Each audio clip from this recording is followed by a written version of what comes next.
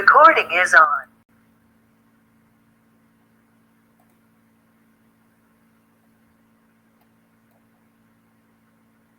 Bueno, como les comentaba en esta clase, que es introductoria de la parte, digamos, de sistemas de ciudades, vamos a identificar las nociones de territorio, cuáles son las distintas escalas de ciudades, desde un poblado hasta una región metropolitana, cómo se relacionan las ciudades de acuerdo digamos, a la interfaz urbano-rural, a sus relaciones, cómo se articulan todas las ciudades en redes y por último vamos a clasificar las distintas intervenciones urbanas territoriales. En primer lugar, vamos a definir lo que es el territorio, ¿sí? Y el territorio se refiere a un sistema complejo que está formado por todos los elementos físicos y humanos en un área o en una región, provincia o país, o más allá de un país, puede ser un continente o otra delimitación geográfica. Y de esta manera, entre lo físico y lo humano, es como se constituye un medio ambiente. La geografía humana es justamente la ciencia que estudia la relación entre el hombre y el medio, ¿sí? El ser humano está agrupado en sociedad y esto hace que sea un agente transformador de la superficie terrestre en función de sus necesidades e intereses. Estas transformaciones se deben a procesos agrícolas, urbanos, industriales, de transportes, comerciales, políticos, sociales, culturales, guerras, la vida diaria y demás. O sea, siempre va transformando el medio natural en un medio antrópico construido, ¿sí? Particularmente América Latina es la región más poblada del mundo, ¿sí? Es decir, que hubo una progresiva concentración de la población y las actividades en un territorio urbano. El acelerado crecimiento de la ciudad genera la necesidad de analizarla de dos maneras. De una forma cuantitativa, que es cuando hablamos del área metropolitana y la región urbana, y cualitativos cuando hablamos de aglomerado y conurbano, o sea, de cómo se relacionan. Ya más adelante vamos a ver lo que es cada uno de estos términos. A su vez, en los sistemas de ciudades influye la forma en que se distribuyen en el espacio. Bueno, hay distintas escalas de urbanizaciones y a la vez esto se puede dividir, como hemos visto anteriormente, en lo que son los asentamientos rurales y asentamientos urbanos. ¿Se acuerdan que había tres elementos que los definían? Uno era la población, otro tenía que ver con las actividades y otro tenía que ver en cómo se agrupaban estas poblaciones. Entonces, en base a esos tres elementos se definen las distintas escalas o categorías urbanas. Desde la menor tenemos lo que es un asentamiento disperso, que es una comunidad básicamente rural de 300 habitantes, son campamentos, viviendas rurales. Luego tenemos lo que son las aldeas, que es cuando se establecen entre 300 y 1000 habitantes, donde la población activa trabaja en actividades primarias. Y luego lo que son los pueblos. Los pueblos se definen en Argentina entre 1000 y 10.000 habitantes, siempre que la población activa trabaja en actividades primarias y secundarias. A partir de los 10.000 habitantes estamos hablando de ciudades. Esta definición cuantitativa es muy relativa, depende de cada país. Por ejemplo, la semana pasada estuve en un congreso y Uruguay, como es un país de muy baja demografía, ya a una ciudad la llamaban a partir de los 5.000 habitantes. Bueno, en Argentina es a partir de los 10.000, ¿sí? Esto tiene que ver con la carta orgánica de la ciudad, que es la que define la cantidad de habitantes, también el INDEC, que es el Instituto de Estadísticas Nacional, va marcando estos parámetros. Entonces, en Argentina, quizás, no sé, en Colombia es otro término, o en los países con mayor población tienen otra cifra, pero aquí es cuando hablamos más de 10.000 habitantes y cuando hay una concentración de actividades secundarias y terciarias, es cuando estamos hablando de ciudades, ¿sí? todo lo que tiene que ver con actividades industriales, comerciales, de servicios y demás. A la vez, estas ciudades se dividen en 3 escalas principales. Una escala pequeña, una escala intermedia y una escala grande. Esto también es muy variable según cada país, inclusive acá según cada autor. En general, cuando hablamos de una ciudad pequeña, estamos hablando entre los 10.000 y 80.000 habitantes. Una ciudad intermedia podríamos decir entre los 80.000 y 500.000, y una ciudad grande entre 500.000 y 1.000.000. Ahora bien, cuando ya esta población supera el 1.000.000 de habitantes, y a la vez es cuando se engloba una ciudad central y una serie de ciudades satélites a su alrededor, de alguna manera estamos hablando de un área metropolitana, una metrópolis. Cuando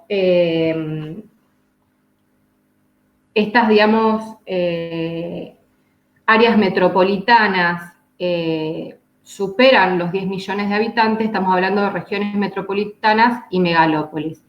No solamente supera esta cantidad de habitantes, sino que estas megalópolis están compuestas por un área metropolitana o varias áreas metropolitanas y grandes localidades, siendo un conjunto de actividades interpretadas y difundidas en el espacio con independencia de sus núcleos iniciales, ¿sí? ¿Qué quiere decir esto? Que hay como varias centralidades. Generalmente una metrópolis es la que lleva el nombre central y las otras dependen de esta ciudad. Y en cambio en una región metropolitana, megalópolis de más de 10 millones de habitantes, no hay una tal concentración hacia esa ciudad, sino que varias ciudades tienen su propia centralidad. Bueno, vamos a explayarnos en cada término. La ciudad, como lo vimos anteriormente, es aquel espacio natural que ya existía y que fue transformado por el hombre, ¿sí? En un espacio construido, un espacio antrópico. Tiene una alta densidad de población, más de 10.000 habitantes, y en el cual predominan fundamentalmente las actividades comerciales, las industrias y los servicios. Se oponen claramente con lo que tienen que ver con las regiones rurales en cuanto a las cuestiones económicas, físicas y sociales, ¿sí? Todas las ciudades siempre poseen un centro, que es un núcleo administrativo y comercial, pero también constituyen una periferia. Esta periferia se dio a partir de los 70, los 80, que tiene que ver con los avances tecnológicos, ¿sí? Con, digamos, el automóvil, las autopistas, hoy por hoy la internet, las personas pueden trabajar desde sus lugares de vivienda, y esto hace que puedan elegir localizarse más alejados de la ciudad. Hoy por hoy hay muchísima gente que vive hasta en localidades vecinas, Funes, Roldán, Polo Ester, Baigorria y demás. Asimismo, el crecimiento de las ciudades transforman el sistema de las relaciones, generando centralidades completamente nuevas por fuera del área tradicional. Cuando estas ciudades van creciendo y tienen una cierta, digamos, importancia, no solamente cuentan con este centro histórico, sino que también aparecen nuevas centralidades.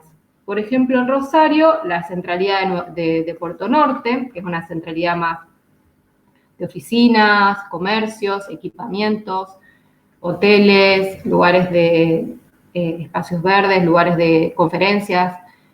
También hay centralidades en los centros de distritos, en los distintos barrios, porque estos centros de distritos no solamente cumplen este rol administrativo de descentralización del municipio, sino que tienen funciones de capacitaciones culturales, generan dinamismo en el área, genera que tal vez enfrente de estos distritos se nucleen comercios, otras actividades, o hasta en mismos corredores. Hay algunos corredores comerciales, como lo que es San Martín o Mendoza, que es en Barrio Chesortu, Avenida Alberdi hacia el norte, que van generando de alguna manera distintas concentraciones, centralidades nuevas, ¿sí? Entonces, las ciudades ya no tienen un único centro, sino que tienen distintos centros urbanos. Cuando hablamos de área metropolitana, metrópolis, es cuando hablamos de una ciudad central, que es la que le da el nombre, por ejemplo, Rosario, el área metropolitana Rosario, o área metropolitana Córdoba o Buenos Aires, y otras satélites, ¿sí? Tiene otras ciudades satélites que funcionan como ciudades dormitorios, industriales, de comercios, de servicios, y todo esto está organizado de una manera centralizada. Y es cuando supera la población de 1 millón de habitantes. ¿Qué quiere decir esto de que las ciudades funcionan como dormitorio, industrias, comercios, servicios u otras actividades?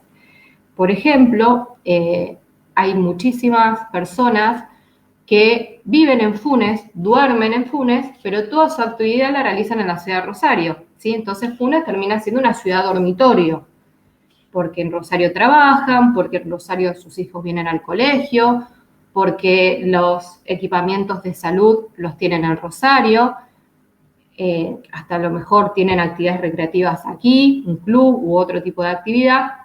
Entonces, es una ciudad dormitorio. Lo mismo podemos decir con ciudades industriales. Hay zonas que son netamente industriales, por ejemplo, Pérez, o algunas zonas, digamos, vinculadas al puerto, algunas localidades sobre el río que terminan funcionando como ciudades industriales en donde las personas van a trabajar todo el día en esa ciudad y luego vuelven a la ciudad central y viven en la ciudad central, ¿sí? Por último, tenemos lo que son las megalópolis o regiones urbanas, lo pueden encontrar de estas dos maneras, a este término, que ya es una escala más grande, es cuando estamos hablando de más de 10 millones de habitantes, y aquí hay un conjunto de actividades interpretadas y difundidas en el espacio con independencia de sus núcleos urbanos iniciales, ¿sí? O sea, estas distintas ciudades son independientes de este núcleo urbano principal.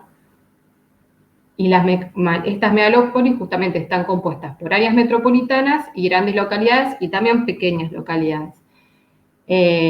Por ejemplo, Buenos Aires, ¿no? Buenos Aires es una región metropolitana, es un área metropolitana, es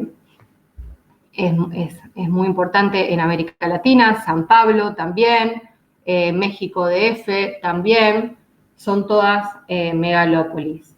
Particularmente en Buenos Aires, es el ámbito de mayor concentración de población y actividades de Argentina.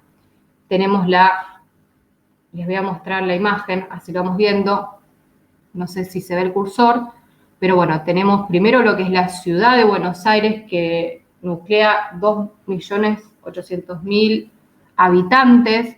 Luego en celeste tenemos todo lo que es el área metropolitana, que ya supera los 10 millones, pero lo nombran como área metropolitana. Y después tenemos la región metropolitana, que está cerca de los 15 millones de habitantes, ¿sí?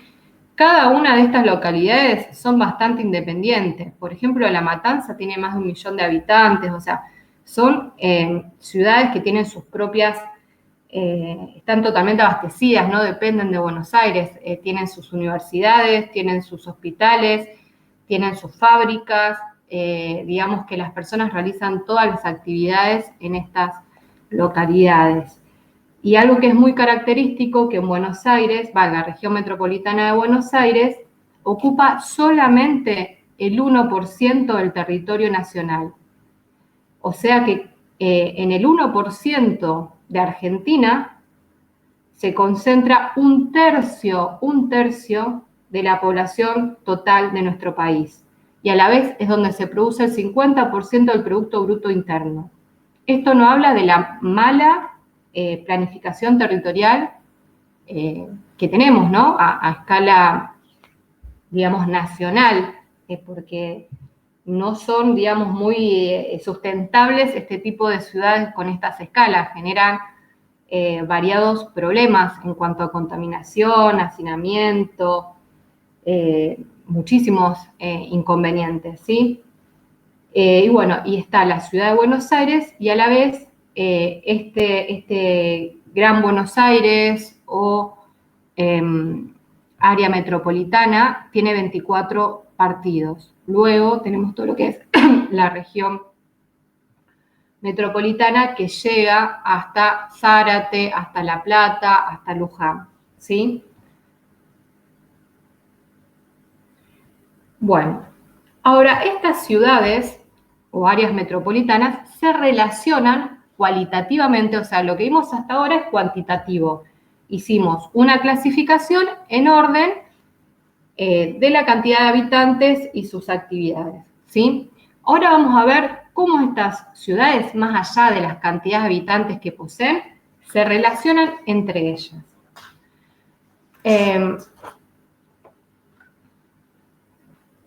Las principales ciudades de nuestro país son Buenos Aires, Córdoba, Tucumán, Mar del Plata, y estas ciudades pueden vincularse con otras ciudades de distintas formas, ¿sí?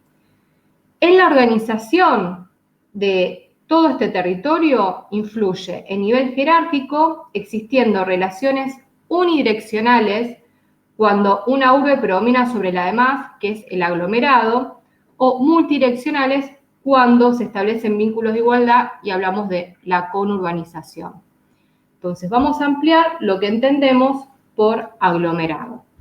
El aglomerado es una organización que se extiende más allá de sus circunscripciones administrativas y forma un todo continuo. O sea, uno va circulando de una ciudad a otra sin identificar que está en otra ciudad. No hay campo, no hay áreas rurales, sino que son todas urbanizaciones, ¿sí? Esto normalmente comprende una ciudad central, que es un gran centro administrativo y económico, y pueblos o ciudades a lo que va absorbiendo su crecimiento. Por eso decimos que es monocéntrica, ¿sí? A pesar de que pueden existir distintas áreas suburbanas como subcentros en esta aglomeración, hay una continuidad espacial, pero no una independencia funcional. Entonces, dos elementos claves es que son monocéntricas y que hay continuidad espacial, ¿sí?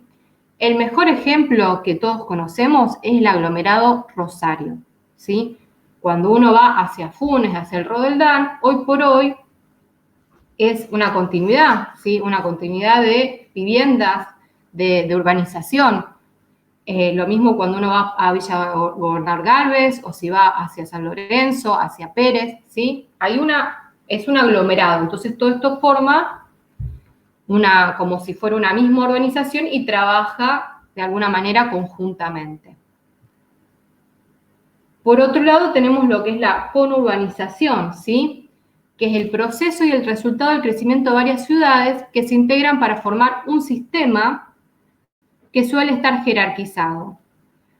Si bien las distintas unidades tienen su propia independencia funcional y dinámica, o sea que es policéntrica. Todas las ciudades o localidades que están en un conurbano tienen su centralidad, pero actúan o interactúan, por decirlo así, dinámicamente, ¿sí? Lo que tiene de característico la conurbanización es que no requiere continuidad física, o sea, puede haber o no la puede haber. Generalmente es frecuente que en estos ámbitos urbanos se contacten las organizaciones por las carreteras, generalmente por el sistema vial es donde se van realizando las urbanizaciones. Para cambiar de ejemplo, porque siempre se cita el conurbano bonaerense, vamos a hablar de Chile. Esta es una conurbanización sobre la costa, que está La Serena y Coquimbo, que, bueno, en ambas funcionan como un todo y forman un polo turístico que se hace atractivo entre los chilenos y los extranjeros, ¿sí? O sea, sus principales actividades es turística y, bueno, y se relacionan desde esa actividad. Bueno, por último, las ciudades no suelen existir aisladas, sino que forman un sistema en el que varias urbes mantienen relaciones entre sí de acuerdo a su jerarquía. La forma en que están distribuidas las ciudades en el espacio dentro del sistema es lo que se denomina red urbana. Y la red urbana puede ser de diversas maneras, entre ellas puede ser concentrada, como en la imagen, todas las ciudades se agrupan en una región determinada, más favorable o mejor comunicada. Siempre hay alguna situación que las atrae a las ciudades. De forma regular es cuando se distribuyen de forma con intervalos similares a una misma distancia, o sea, de una manera, como decirlo, muy prolijo y logran un equilibrio. Esto no es muy común, o sea, no es una situación muy común, salvo que estén planificadas. Porque recordemos que las ciudades son dinámicas, no son estáticas y van creciendo en cuanto a sus oportunidades y necesidades. De forma lineal, cuando los núcleos de población se encuentran situados a lo largo de un eje bien determinado, por ejemplo, un río, una carretera, algún elemento que las atraiga, de forma dendrítica, que es cuando las ciudades se extienden a lo largo de un eje principal, generalmente la línea costera, a partir de la cual surgen varios ejes secundarios y perpendiculares hacia el interior. Hay otros casos que pueden ser radial, con una ciudad central de la que parten ejes en todas las direcciones, ¿sí? Otra forma puede ser aleatoria, que es cuando las ciudades no tienen un orden determinado, sino que dependen de la condición del terreno y del desarrollo histórico. Esta es muy común, ¿sí? Y anular es cuando se establecen en torno a una región central más o menos deshabitada, en forma de anillo. Bueno. Por último, vamos a mencionar